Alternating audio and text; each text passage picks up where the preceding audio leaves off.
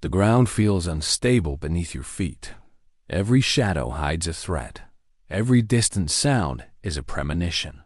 You breathe, but the air doesn't quite fill your lungs. An invisible rope tightens your chest. It's the sensation of constantly being on edge, on the brink of an abyss that may not even exist. Like Laura, who, even after escaping a toxic relationship, feels every new contact, every new opportunity as a call to flee.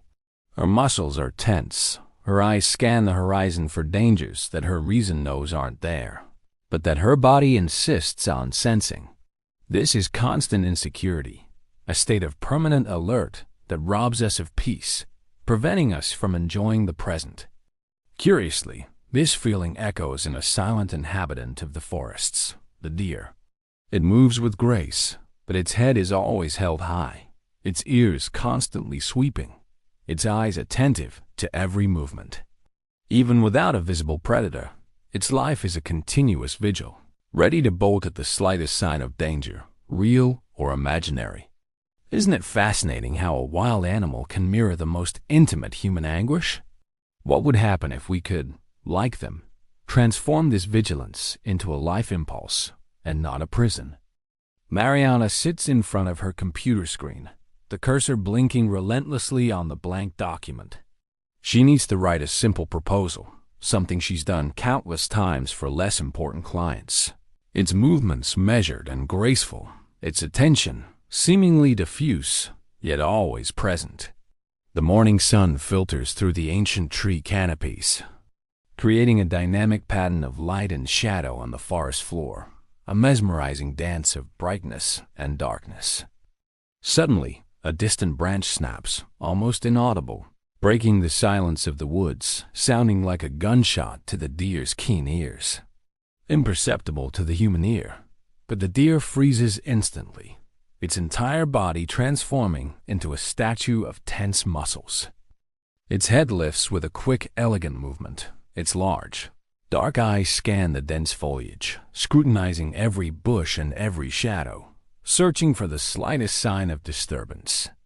Its nostrils flare, eagerly inhaling the air in search of any strange odor that might indicate the presence of a predator. It sees nothing, hears nothing more than the wind whispering through the dry leaves. But tension courses through every muscle of its powerful body, turning it into a statue of maximum alert. It is ready to run, to disappear in an instant among the trees, to become an indistinct blur in the forest, even if the sound was just the wind or a fallen dry leaf. Its existence is a constant, delicate dance between the vital need to feed and the incessant vigilance against invisible, yet ever-present threats in its wild world. It cannot afford to be unprepared, to let its guard down for even a second, for its primary instinct is survival, and for it, the best defense is the immediate anticipation of flight. But now, with a potentially transformative contract at stake, every letter feels like it weighs a ton. The client's voice, an echo of expectation in her mind, amplifies the pressure, turning the office silence into a deafening hum. A cold fog of doubt envelops her, and the certainty that once guided her work now dissipates like smoke. With each sentence started, an internal voice, cruel and insistent, questions, "Is it good enough? Will they laugh at this? What if it's a complete disaster and I lose this unique chance for my career, for my future?" Her fingers hover over the keyboard, motionless, trapped in a limbo of hesitation, unable to start the flow of words. The coffee in the cup grows cold, ignored, a silent witness to her anguish. Her stomach tightens into a tense knot, an uncomfortable sensation spreading through her entire being. A cold sweat dampens her palms, running down her spine like a shiver. It's not just the natural nervousness of an important deadline. It's a paralysis, an overwhelming feeling that any step, no matter how small, could lead her to an abyss of disapproval or irreparable failure.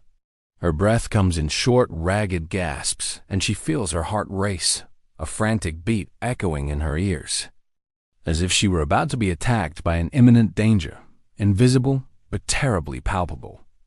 In the heart of the forest, a young deer grazes calmly. Mariana's restlessness and the deer's vigilance are direct reflections of the same ancestral neurological system. The defense system, deeply rooted in our biology and refined over millions of years of evolution. In both, the amygdala, the brain's fear center, is in a state of high alert. The deer's constant vigilance is vital for its survival in the wild, a perfect defense mechanism. But for us humans, constant insecurity can prevent us from living fully, from taking risks, from growing, from experiencing new things. By recognizing that this state of alert is an echo of ancient wisdom, of a biological program that was once essential for the survival of our ancestors, we can learn to honor this sensitivity without being dominated by it. We can transform apprehension into sharpened awareness, fear into cautious respect for the unknown, and the impulse to flee into an ability to discern the real from the imaginary, to separate what is a threat from what is merely uncertainty. After all, the forest can be dangerous and full of traps, but the human mind, when not understood and trained, can be an even larger and more treacherous labyrinth. What would we do if, like the deer that learns to discern a real threat from a falling leaf, we could decide when it's time to stop fleeing and simply exist with confidence and presence, even amidst uncertainty, sending danger signals throughout the body?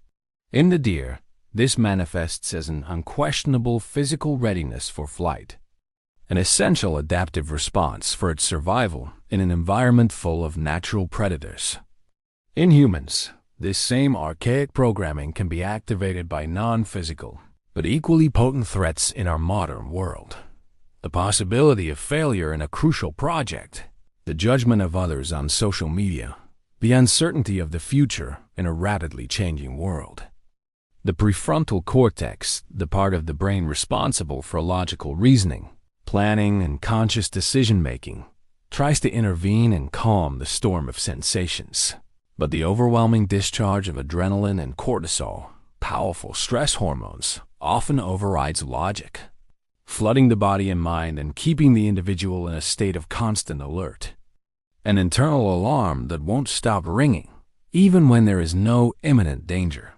We inherited this innate ability to anticipate danger, a mechanism that protected us for millennia from real and tangible threats. But in modernity, without sharp-toothed predators, it can become a psychological prison, keeping us in a perpetual state of readiness to flee from situations that should simply be part of living and growing. Mariana feels a sudden and overwhelming urge to get up from her chair, to move away from that computer, to postpone the task for another day, perhaps forever. It's an almost uncontrollable impulse, the same primal force that would compel the deer to bolt across an open field at the slightest sign of a predator running for its life. Her body yearns for flight, for the illusory safety that the absence of confrontation seems to promise. She struggles internally, a silent war waged in her mind. It's just a proposal. I'm capable and I've done this before. Her reason argues vehemently and logically. But what if? Fear whispers, insidious, planting the seed of doubt, paralyzing her. She notices her breath coming in ragged gasps and her palms sweating profusely, her skin tingling, her mind in a whirlwind.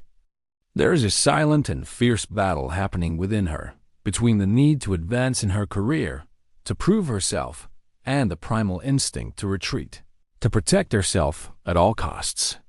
It is the critical moment when the decision must be made, to yield to the protective inertia, allowing insecurity to dominate and trap her, or to face the excruciating discomfort and act. Even with insecurity pulsing in her veins like a war drum, dictating her rhythm. Understanding this profound connection between our deepest fears and animal instincts is the first crucial step to finding true freedom. Pedro is in a very important meeting, the cold and impersonal conference room amplifying his anxiety. His boss, with a deep voice and imposing posture, has just asked him a direct question that intrinsically linked manifestations of the same primal defense circuit activated and managed by the autonomic nervous system. In the deer, the parasympathetic system, especially the dorsal vagus nerve, floods the body with acetylcholine, a neurotransmitter that drastically decreases heart and respiratory rates, inducing a state of almost complete immobility, a kind of shutdown.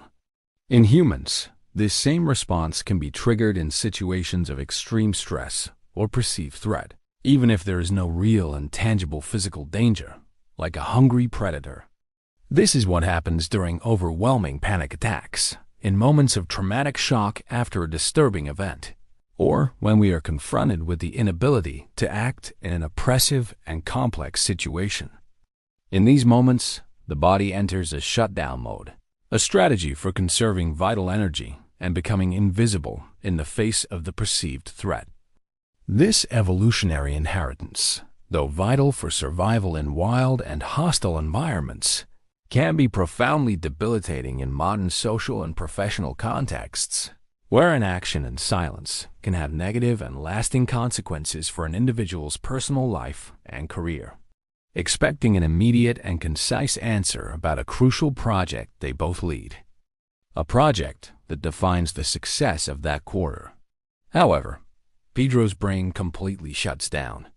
It's as if a switch has been abruptly flipped off, cutting all communication. The words flee his mind, evaporating before even reaching his tongue.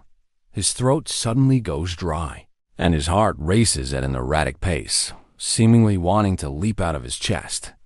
He knows the answer. He has all the data at his fingertips, carefully prepared over days of intense work and sleepless nights. But a dense, sticky fog seems to cover his mind, blocking any communication pathway, any coherent thought.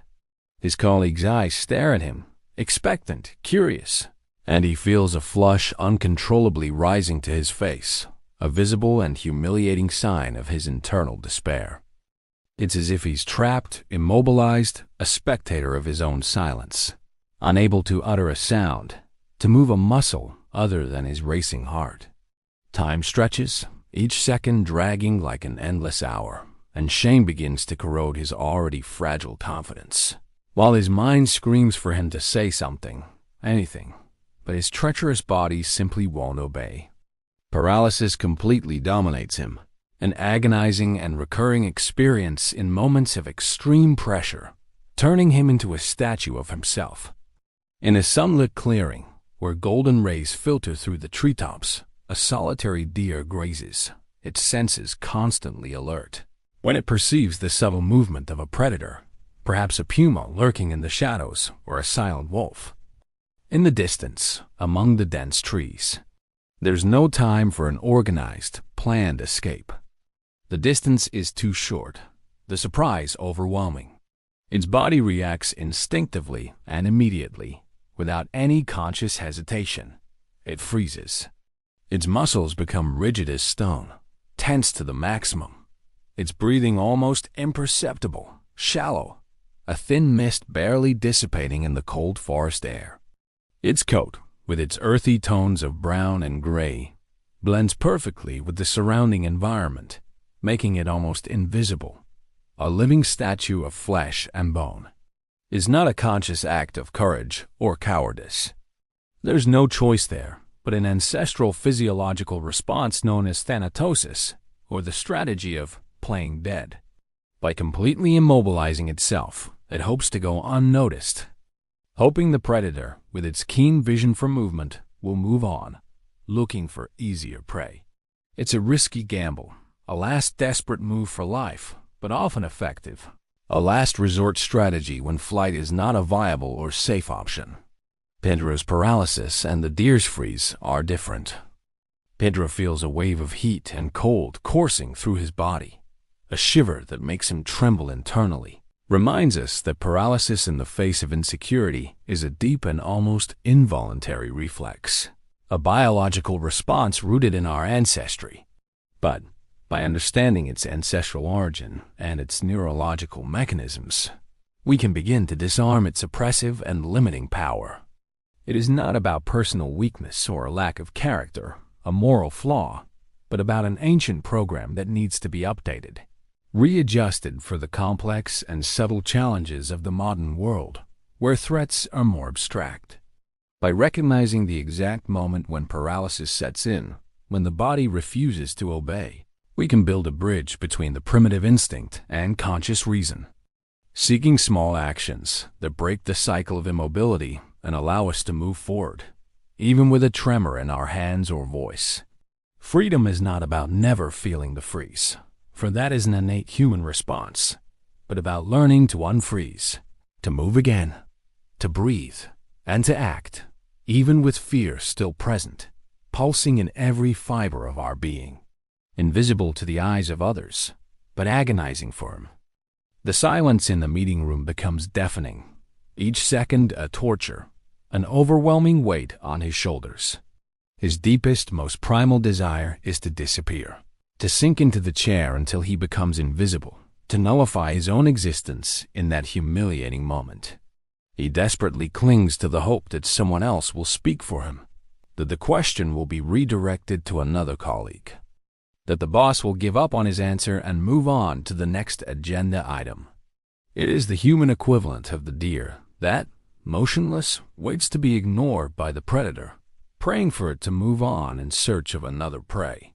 The choice between trying to break the paralysis, forcing himself to speak despite the oppression, and yielding to inertia, accepting the humiliating silence, is excruciating. His brain is in a tug-of-war between the impulse to act, to prove himself, and the imposition of immobility, dictated by the deepest fear of failure. It is a direct confrontation with his own survival instinct, which now, paradoxically, prevents him from responding, from asserting himself, and, ultimately, from thriving in his professional life. The strategy of freezing, so effective for the deer in the face of a literal and deadly predator. Clara lies in her bed, her body exhausted after a long day at work, but sleep, elusive and treacherous, won't come, seemingly mocking her fatigue. Every street noise, a car speeding by, a dog barking persistently down the block, a legacy of our evolutionary history. In the deer, this sensory acuity is a crucial evolutionary adaptation, a defense mechanism refined over millions of years of natural selection, ensuring the perpetuation of the species. In humans, especially those who have experienced significant trauma, live in environments of chronic uncertainty, or have naturally more anxious personalities, hypervigilance can become a debilitating and chronic condition. The brain, interpreting the world as a potentially dangerous place, keeps the sympathetic nervous system constantly activated, like an alarm that never turns off, draining vital energy. This leads to the continuous release of adrenaline and cortisol, stress hormones, which exhaustively sharpen the senses but also cause extreme fatigue.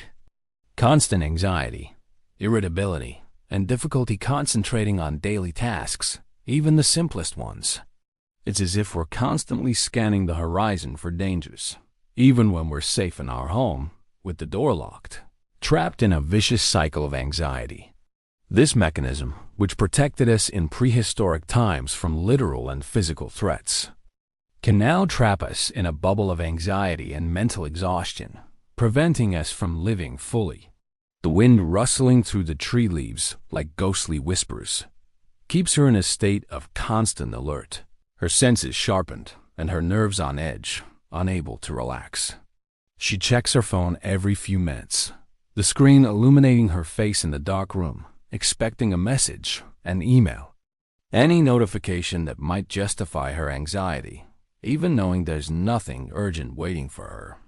Her mind, a tireless whirlwind of thoughts, rehashes the day's conversations, analyzing every word spoken, searching for signs of disapproval in a tone of voice, for double interpretations in a fleeting glance, for something she might have said wrong that would make her seem inadequate or incompetent.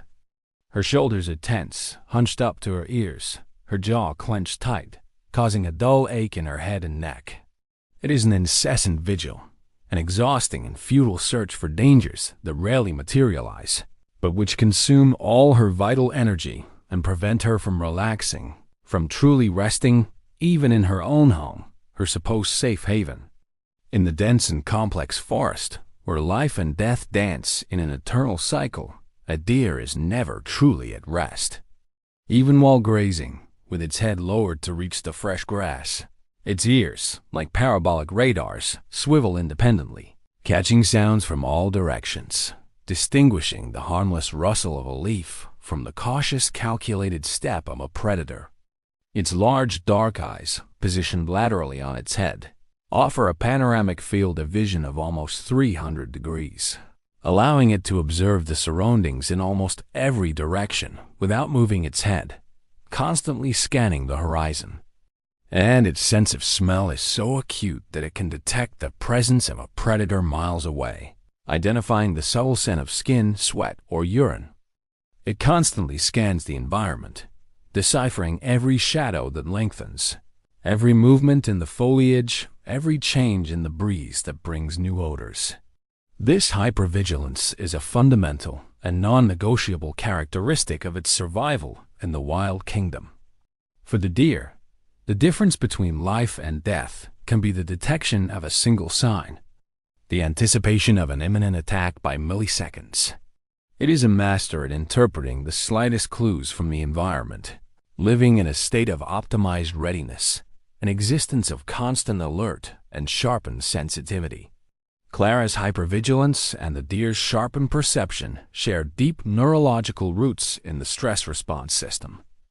Clara gets out of bed, unable to stay still, and begins to pace back and forth in her room, her mind racing. We can begin to treat it not as a personal flaw or a character defect, a weakness to be hidden, but as an overactive ancestral mechanism that needs re-education and new ways of management.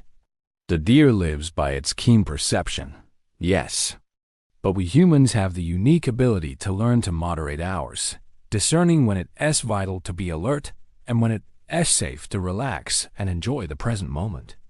Recognizing that the threat is not always real and that the body is reacting to ghosts of the mind, to hypothetical scenarios and not to concrete dangers, is the first step towards finding inner peace and serenity.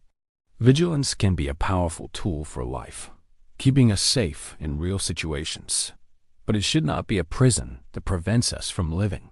We can, like the deer that knows when to graze peacefully and when to run, be aware of the world, but also, as human beings with our capacity for reason and choice, decide when and how to react to it, regaining control over our own life experience. She picks up her phone again, the screen light illuminating her pale, tired face, types a long, anxious message to a friend, pouring out her worries, but deletes it before sending, fearing she appear needy, exaggerated, or weak. She feels compelled to do something, to be prepared for whatever the future holds, even if she doesn't know what it is. Even if the future is just the next workday, repeating the cycle. It's the primal instinct for control in the face of uncertainty, the human equivalent of the deer's need to identify and map every potential threat in its territory to survive. The choice is agonizing and exhausting. To yield to the urge to check, to seek the false security of information and obsessive control, or to consciously try to calm her mind and trust that not everything needs to be predicted or controlled.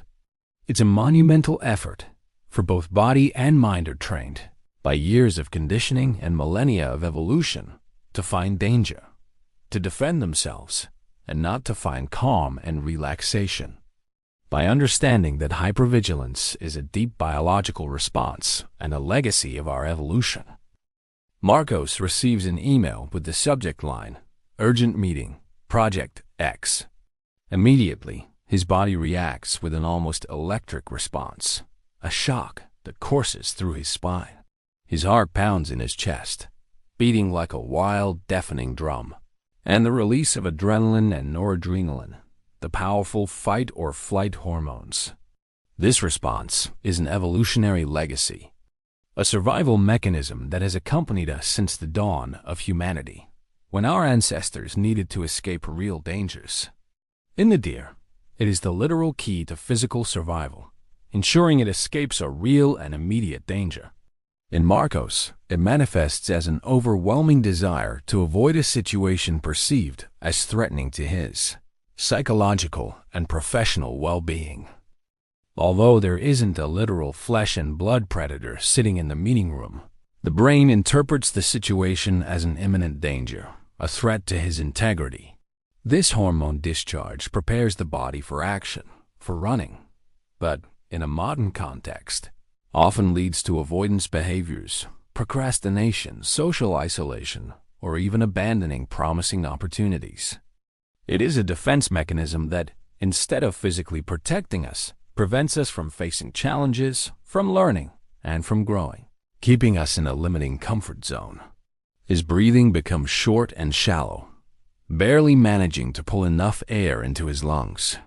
His mind, in a frenzy, begins to construct catastrophic scenarios at high speed: an imminent dismissal, a humiliating reprimand in front of all his colleagues, the loss of a project into which he had invested so much time and energy, one that meant so much for his career.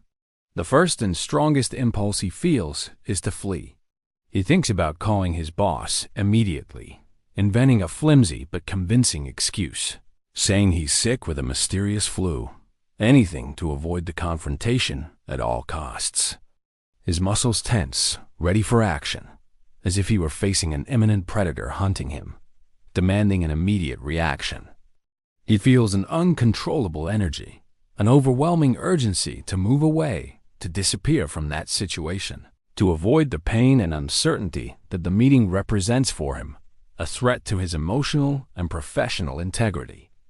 When the deer, in its natural habitat, detects a predator, whether it's the low, menacing growl of a wolf, the furtive shadow of a lynx slinking through the trees, or the subtle, strange scent of a human approaching, its primary and instinctive response is flight. It doesn't think, it doesn't evaluate complex risks or probabilities of success. It simply acts, pure and simple. Its powerful muscles, built for explosive bursts and speed, propel it in an elegant and swift leap, traversing the forest with impressive speed and agility, dodging obstacles like trees and bushes with millimeter precision. Flight is not just a physical act of running. It's an intrinsic survival strategy ingrained in its DNA over millions of years of evolution, a legacy from its ancestors. The ability to bolt quickly at the slightest sign of danger is what keeps it alive in an environment where being slow means being easy and fatal prey. Its speed is not a whim of nature, but the direct manifestation of a deeply ingrained self-preservation instinct, a desperate and vital dance for life. Marcos' impulse to flee and the deer's speed are both governed by the sympathetic nervous system.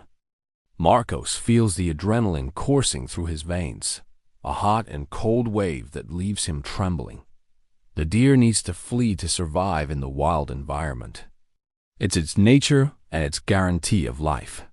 But we humans have the unique ability to re-evaluate danger, to use reason, and to choose other, more adaptive and constructive responses.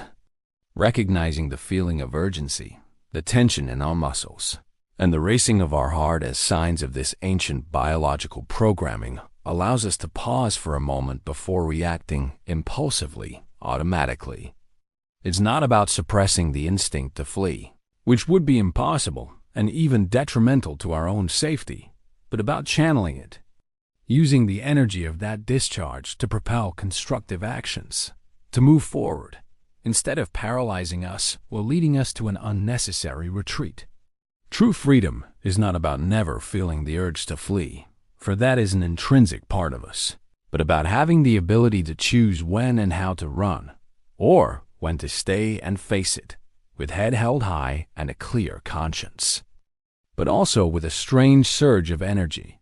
He imagines himself running, not away from the boss per se, but away from responsibility, from the possibility of failure, from the pain of criticism.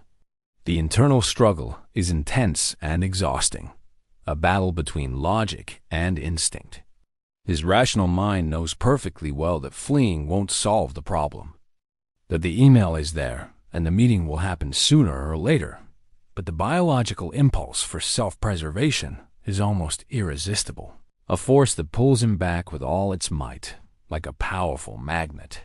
He must decide whether to yield to this overwhelming wave of flight and avoid the situation, postponing the inevitable and strengthening the cycle of insecurity, or to gather the courage to face the discomfort and uncertainty that await him.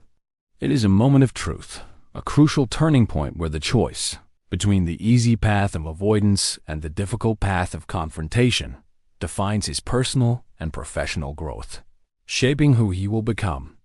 Understanding the impulse to flee as a primitive and powerful instinct is fundamental to not being enslaved by it in our complex modern lives. Aina is a competent and charismatic professional in public, capable of captivating audiences with her eloquence and presence. But she always shies away from deep and intimate conversations, affects our human relationships and our capacity for authentic connection. In both cases, there is a subconscious and primal fear of being caught in a moment of weakness, of being seen as fragile or inadequate. For deer, physical vulnerability is a literal life or death risk in the wild environment, a matter of survival. In humans, emotional vulnerability is perceived as an equally devastating risk of rejection, public humiliation, or unbearable emotional pain. Our amygdala, the fear center, can be activated by the prospect of deep intimacy, interpreting it as an existential threat to our self-image and security. Oxytocin, the hormone of social bonding and connection, tries to draw us closer, pushing us toward connection and communion.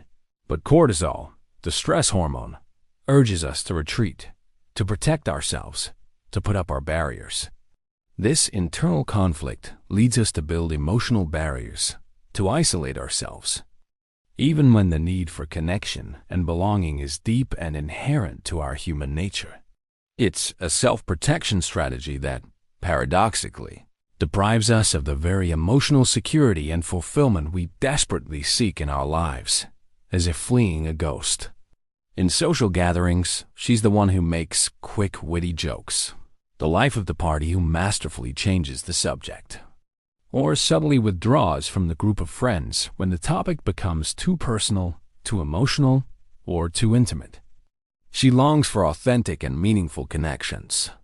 Her heart desires the depth of a true relationship, the intimacy of genuine exchange. But every time someone tries to get too close, to break through her carefully constructed barriers, she feels a shiver of fear running down her spine, an urgent and overwhelming need to protect herself from an invisible danger. The thought of being seen as imperfect, with her flaws and insecurities, of being judged for her vulnerabilities, of not being good enough, or, worse, of being abandoned and rejected after fully exposing herself, is terrifying to her, a fear that paralyzes her in a vicious cycle. She builds invisible walls around herself, brick by brick, of self-protection, keeping people at a safe distance, trapped in a loneliness she herself created, driven by the irrational fear of being vulnerable. Deer are, by nature, social animals, living in herds for protection and cooperation, where the strength of the group is their greatest security. However, even within the group, they maintain a certain level of caution and individual independence. They trust their peers for collective alertness, using the eyes and ears of the entire herd to identify predators. But the instinct for individual self-preservation is always predominant, a constant reminder of the law of the wild. A wounded or sick deer, for example, often isolates itself from the group, seeking a safe and hidden place to recover, concealing its vulnerability so as not to become an easy target for predators lurking in the forest in search of weaker prey. Similarly, in situations of imminent and direct threat, the herd disperses in different directions, each deer seeking its own safety in an individual and desperate flight. Trust within the group is strategic for daily survival, a silent pact of mutual protection, but excessive dependence can be fatal in a moment of crisis. The deer's social flight, in this sense, is a cunning and instinctive form of self-protection, a way to avoid excessive exposure that could make it easy and vulnerable prey for the hungry eyes of a predator. Anna's avoidance and the deer's social flight are powerful and painfully accurate metaphors for how insecurity deeply. Anna finds herself in an agonizing dilemma at a party, the surrounding chatter intensifying her anxiety. Can protect us from immediate and superficial harm, from disappointments and criticism, but it prevents us from experiencing the fullness of human connection and the richness of true relationships, which require surrender. The deer lives in a world of literal predators, where weakness is a death sentence, a matter of brutal survival. We live in a world where the risk of exposing ourselves, of being authentic, of truly being who we are, is often rewarded with intimacy, personal growth, and a deep, healing sense of belonging. By recognizing that the fear of vulnerability is an echo of a self-preservation instinct that was crucial for our ancestors in a dangerous environment, we can begin to deconstruct the invisible barriers that isolate us. True strength is not about never feeling fear, for fear is human and part of our condition, but about choosing to be brave enough to lower our guard, to show ourselves, even if for a moment, and to trust in the other's ability to embrace and reciprocate. True security does not lie in how well we hide from the world, but in who we are when we allow ourselves to be seen, in our capacity to love and be loved in our entirety, with all our imperfections. A longtime friend, noticing her distance and worried expression, gently approaches her, inviting her to talk about something that deeply touches her, about her fears and aspirations, her dreams and frustrations. She feels this same uncontrollable urge to retreat, to invent a flimsy excuse to get away, to close herself off in her protective shell of isolation. It's the direct, visceral confrontation with her deepest fear, that of being seen in her entirety, with her imperfections and fragilities, and perhaps hurt by that exposure. Her mind screams for her to flee, to maintain the facade of strength and indifference she has built over the years.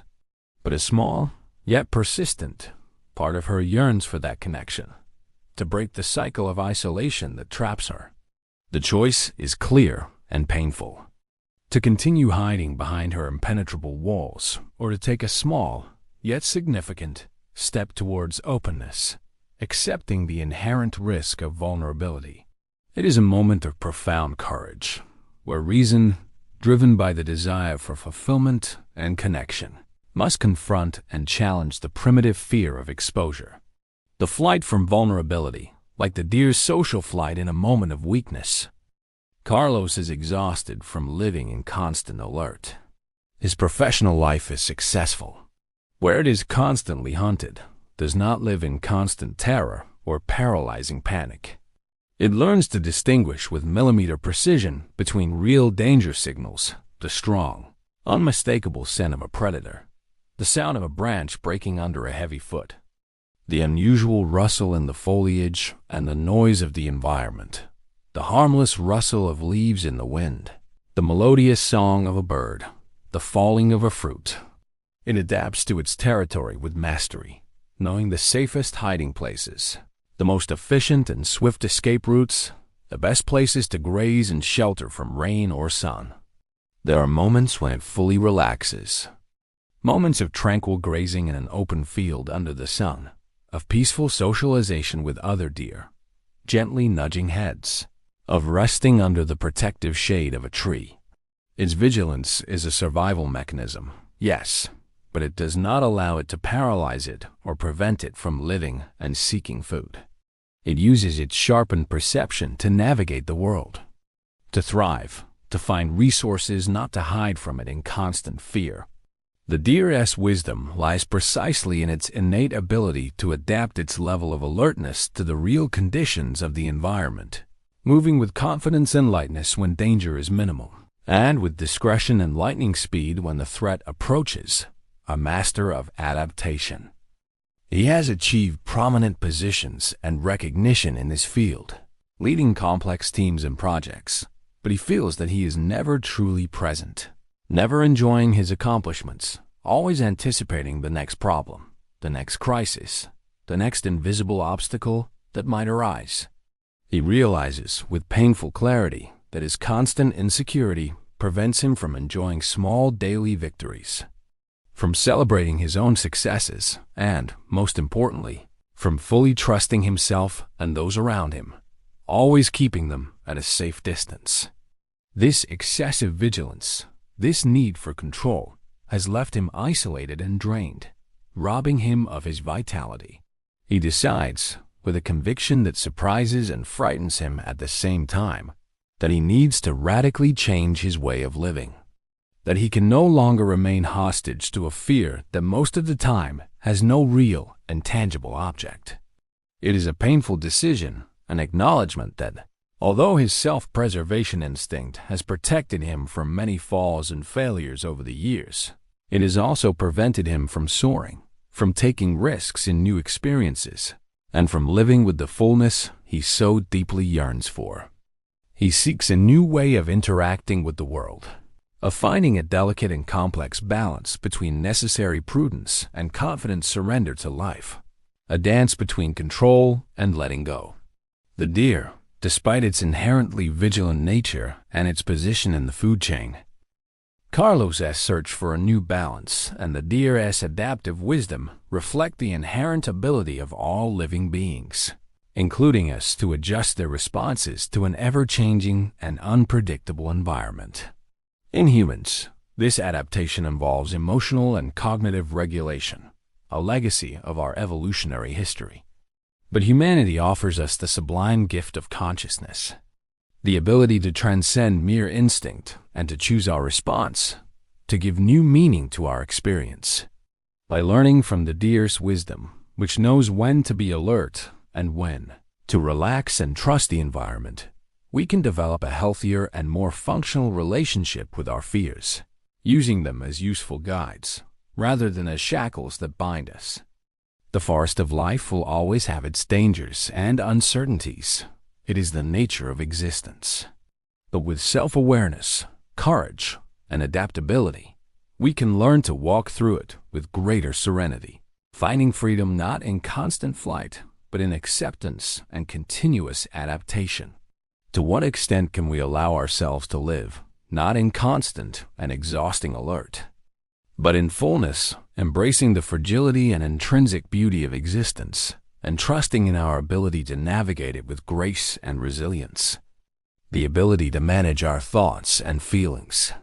We can learn to reinterpret environmental cues, to discern between real threats and distorted perceptions, products of our own anxious mind and past experiences.